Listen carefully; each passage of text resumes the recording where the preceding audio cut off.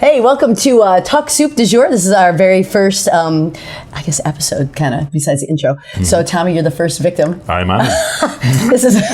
You're awesome.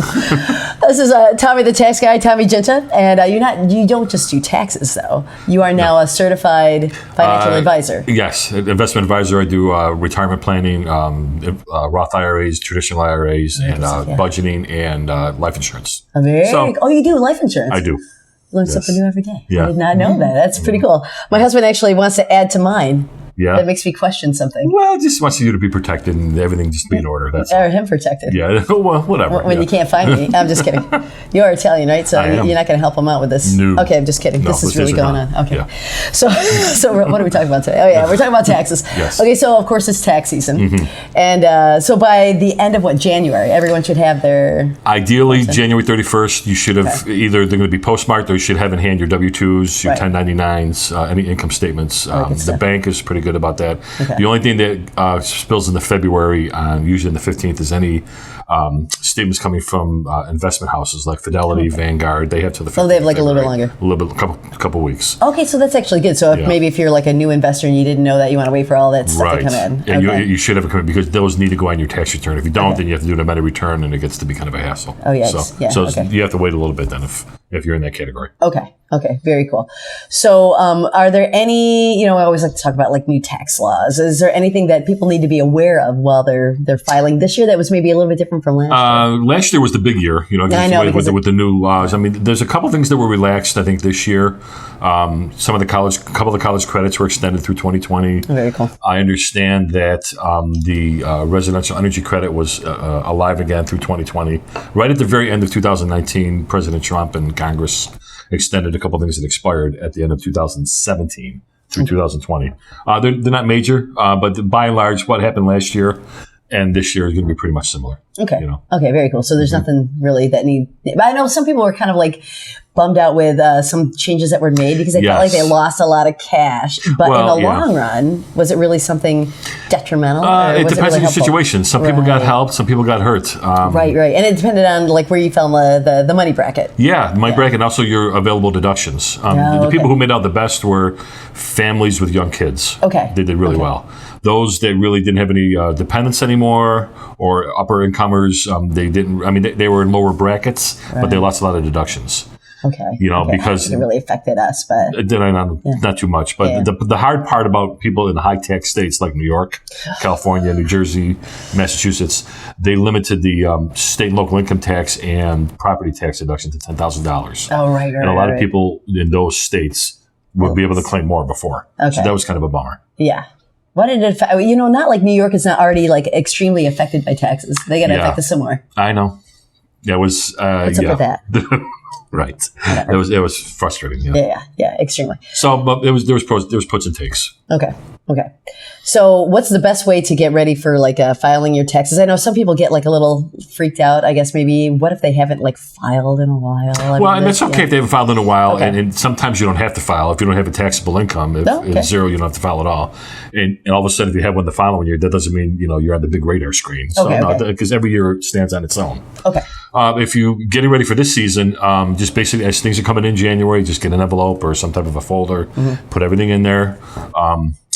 If you have a small business and you're getting your receipts in order, make sure they're documented and by category and your income is in line. Ideally, you should be doing that all year long if you have a small business. But if you procrastinate, it's got to get done pretty much before before you do your tax return. But if you find out that you're really hazard and you're kind of crazed, I would call somebody like a tax preparer and just like you. Yeah, me definitely, and or anybody who's willing just to give you a little bit of advice with the phone, or if you need to go see them for a half hour or whatever, just to kind of get your mind focused on what you need to do. Get things kind of straightened out. Yeah, I learned something, but I don't know if this is true or not.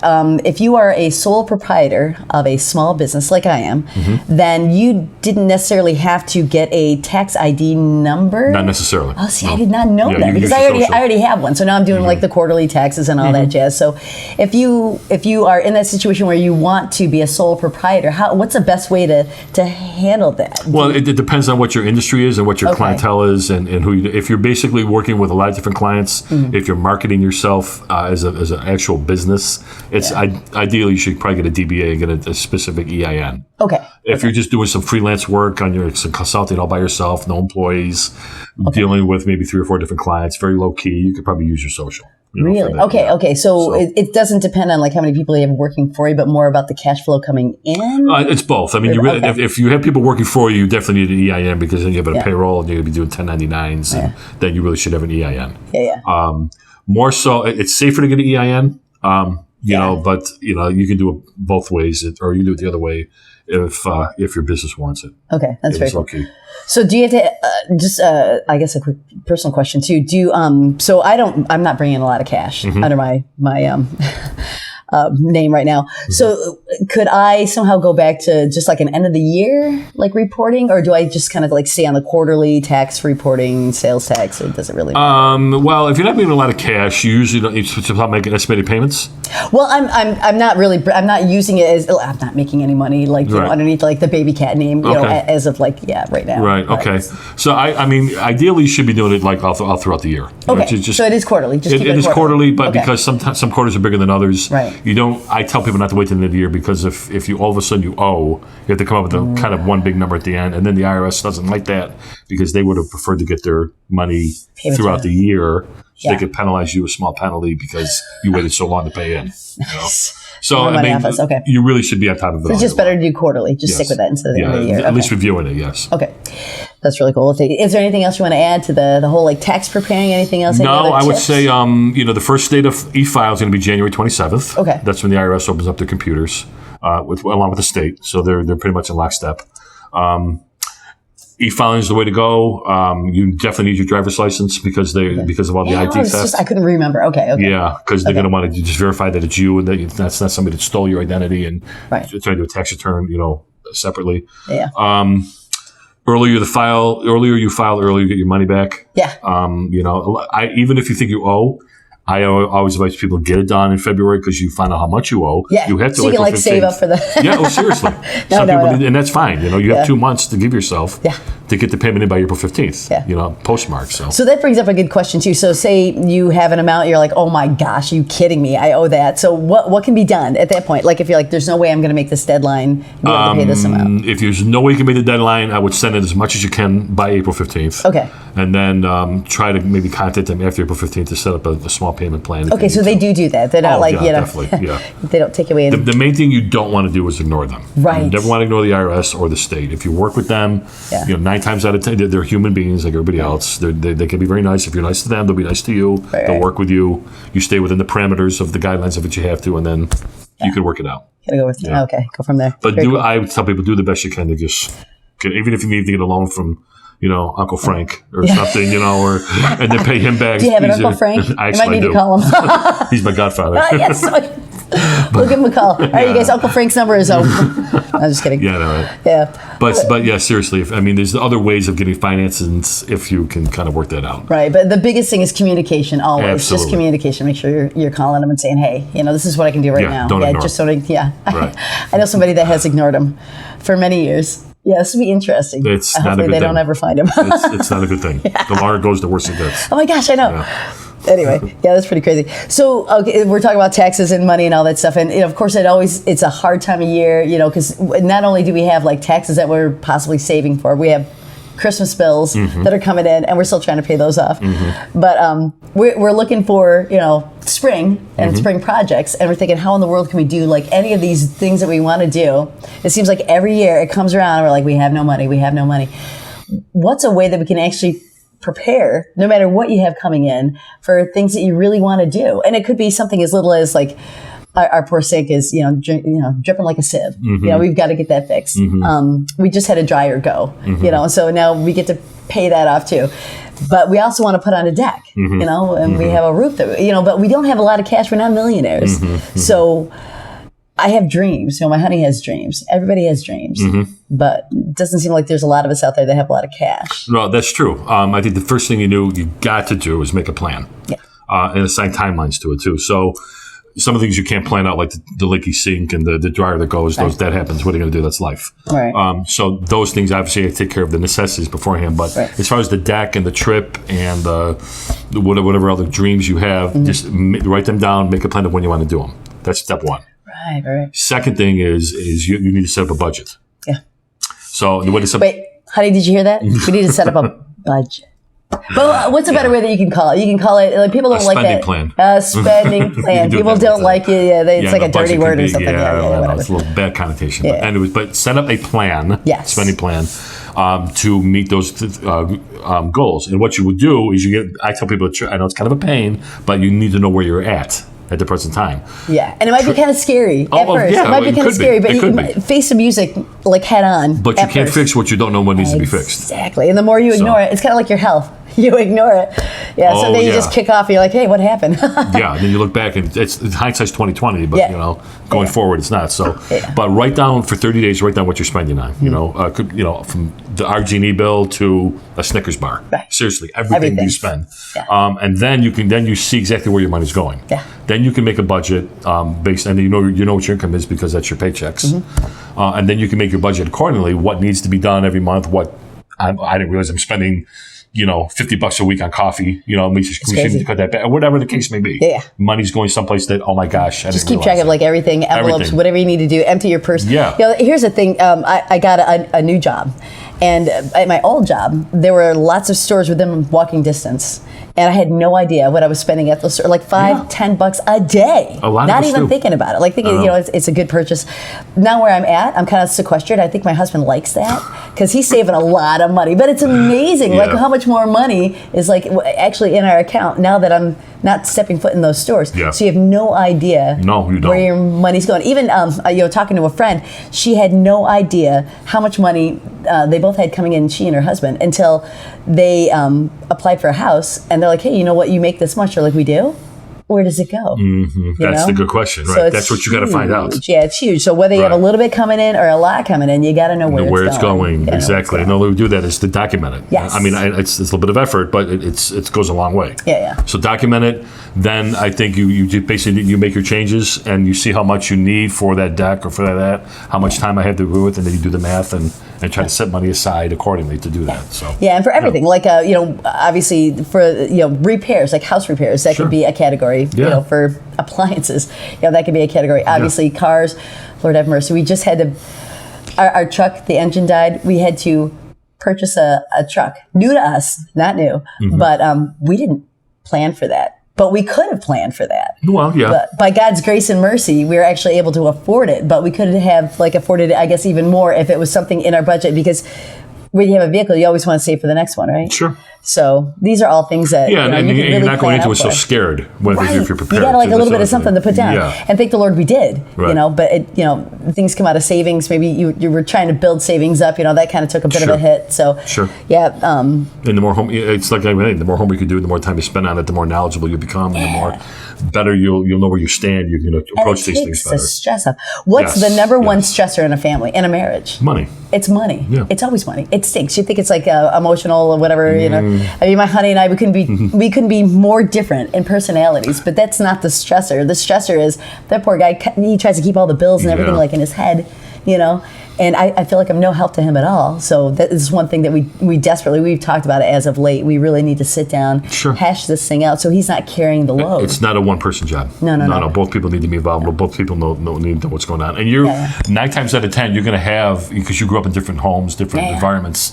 So coming together, different ways of approaching finances. There's totally different ways. You got to make your own thing work. Whether your own family, however it works for you. Both of you. Yeah. We were total, spendthrifts in our family. I totally, a paycheck would just go. I was paycheck to paycheck, and that's the way my husband had to live when he was younger. He doesn't want to live like that now. We don't have to. So he's really good with money. Good. Thank the Lord, because we'd be living in a box right now.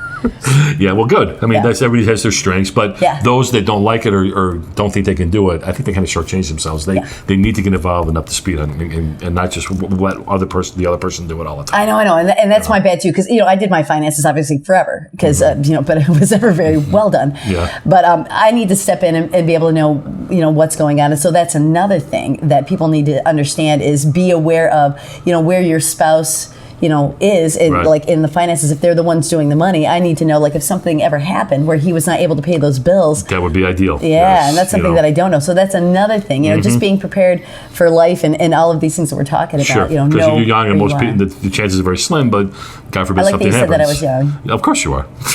That's so nice. Isn't that nice? But you got to make sure that, you're covered Yeah. from that. God forbid if something happens or just, they're incapacitated for just a couple weeks or whatever. Yeah, and you So, miss a couple bills or whatever. You don't want that to happen. Right. Yeah, that's really good. So I forgot what else I was going to even talk about. Isn't that terrible? So in all of this saving, I know this is this is one thing. So my honey and I, of course, we're avoiding the whole budget thing. Even though he does this whole thing in his head, he basically does it. It'd be a lot better on paper. We're still afraid of it. Well, yeah, because I think you're afraid of the outcome. Yeah. Sometimes we are. Like, what's it going to look like when we actually? Oh my gosh, we owe what? And then the other thing people get afraid of is that they, all of a sudden they're going to be like not in control anymore.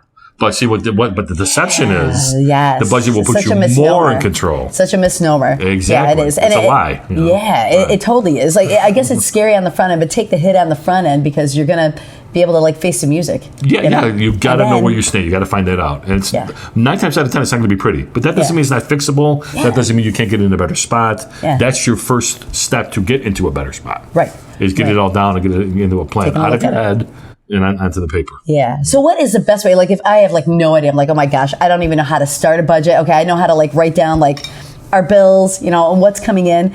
But what is maybe a resource that you can lead them to? An online resource, obviously, I think the best one would be probably Quicken. Yeah, they have home Okay. budgets in there for too. But I never even thought about that. Yeah. Okay. But some people even don't even like that. They rather have pad and pen or Excel, That's my mom. like a spreadsheet. in If you're Excel. old school. Yeah, and that's fine. It doesn't matter whatever it you're down. comfortable doing, as long as you're doing it. It doesn't Yeah, matter what it doesn't the matter. vehicle is, right? Yeah. But list out your categories. Utilities, phone, And they usually food. have these kind of like already, Yeah, they do. on like a basic budget. And you could buy, add in. you could buy like budgeting for dummies or something very simple about that would Yeah. explain anything in very English. How to just set that up too, and there's stuff online to. There's actually templates online. Yeah, too. there's templates online. Yeah, you can I know start Crown with. Financial is like a really good Crown place is to go. very I good. love, and a they lot give of you a resources lot of there. other tips too, as Yeah. well as like budget. So, Right.